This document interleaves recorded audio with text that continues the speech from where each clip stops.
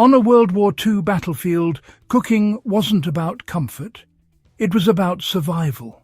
Just a single puff of smoke, a stray ember, or even the faintest smell of heating rations could, expose a position to enemy patrols, snipers, or artillery.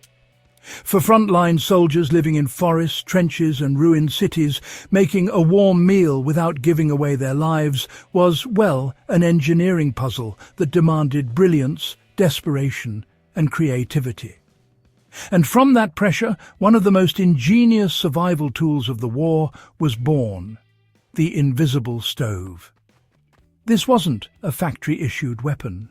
It didn't appear on equipment lists or supply manifests. It emerged from mud, frost, starvation, and the fear of being found. And it took on many shapes, depending on who used it.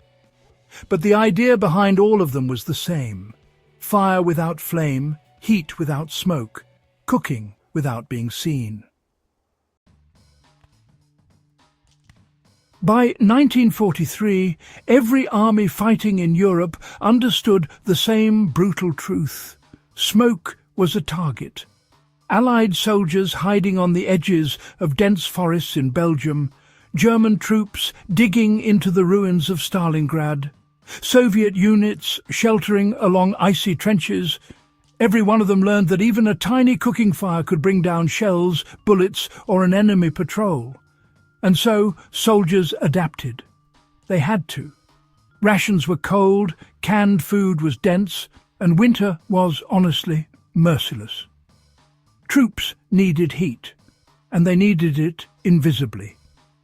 The invisible stove wasn't a single invention.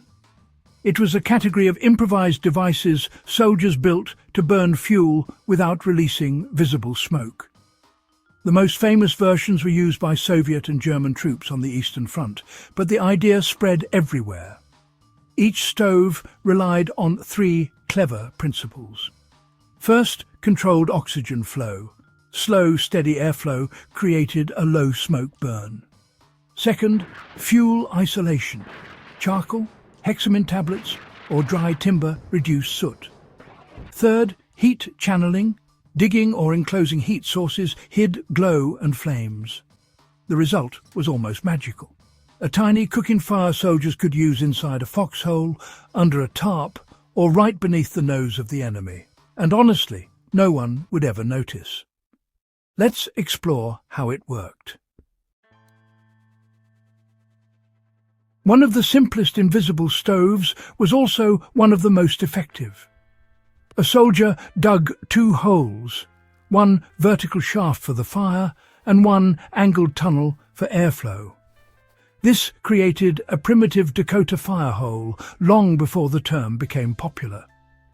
Dry sticks or charcoal were placed in the main pit, and once lit, the fire burned hot and almost smokeless. The deeper the hole, the less visible the flame. The surrounding soil blocked light and smell, while the draw from the side tunnel fed just enough oxygen to burn clean.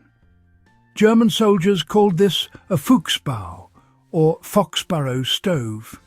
Soviets built identical versions in the snow, lining the walls with rocks or metal scraps to reflect heat upward.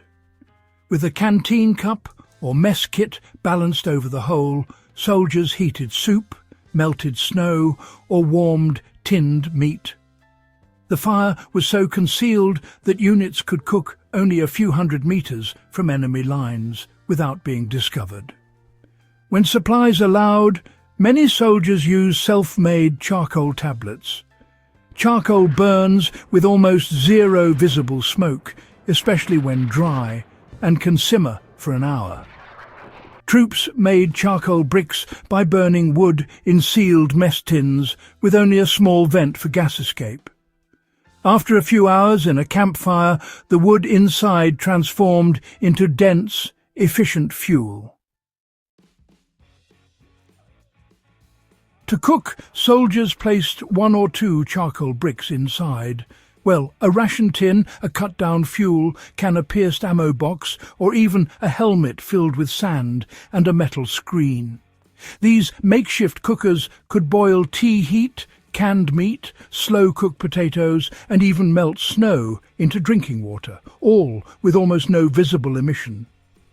British commandos took this a step further with hexamine tablets, which burned hot, bluish, and nearly invisible.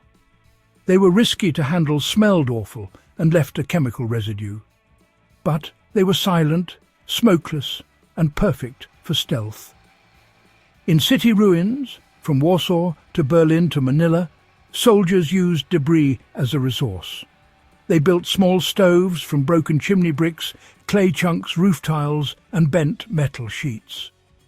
These stoves trapped smoke inside a brick chamber, forcing it through tiny cracks where it diffused into the environment too slowly to be noticed.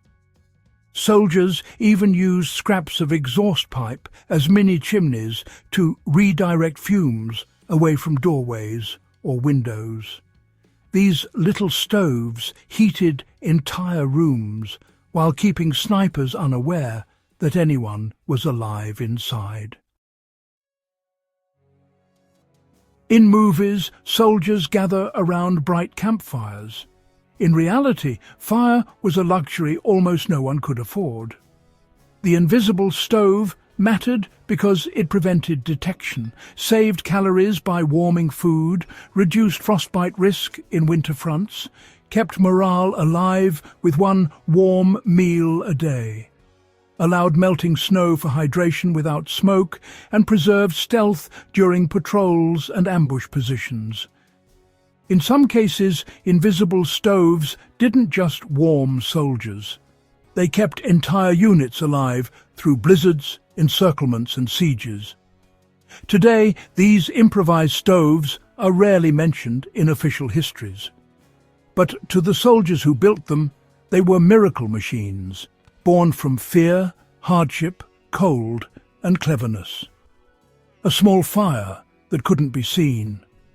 A meal made in silence. Heat where there should have been none.